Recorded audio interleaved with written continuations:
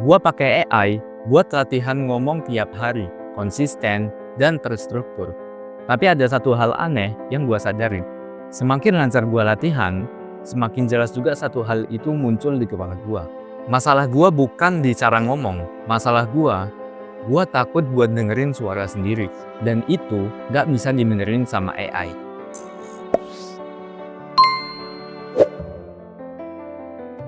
Gua mulai pakai AI buat latihan karena satu alasan simple. Gua nggak berani ngomong di depan orang. Bukan karena gua nggak tahu mau ngomong apa, tapi karena tiap kali gua mau buka mulut, kepala gua tuh ramen duluan. Takut kelihatan bodoh, takut dibilang sok pinter, takut dinilai, takut salah. Sedangkan AI itu aman.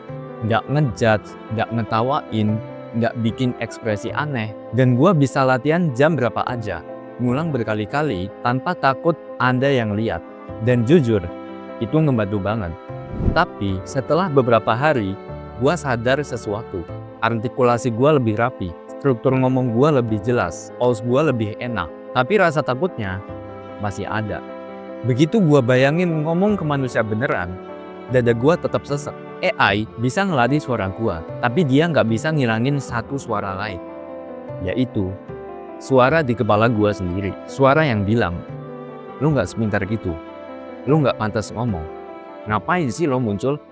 Di situ gua sadar, selama ini gua pikir masalah gua teknis, padahal masalah gua emosional. Gua bukan takut salah ngomong, gua takut dinilai sebagai diri gua. Karena pas lo ngomong jujur, lo nggak bisa sembunyi. Dan buat orang yang kebiasaan bandingin diri, itu serem. AI nggak pernah bikin gua takut, manusia yang bikin. Dan lebih parah lagi, gua sendiri. Titik baliknya, bukan pas AI gua makin canggih, tapi pas gua berani ngomong, walau suara gua masih gemetar.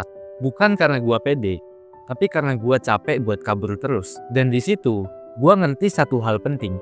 Keberanian bukan soal lancar, tapi soal tetap ngomong, walau lo takut.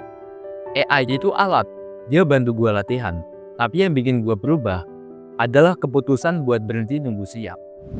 Sekarang gua masih pakai AI, dan gua bakalan pakai terus. Tapi bukan buat nyari keberanian, karena keberanian itu gak datang dari teknologi.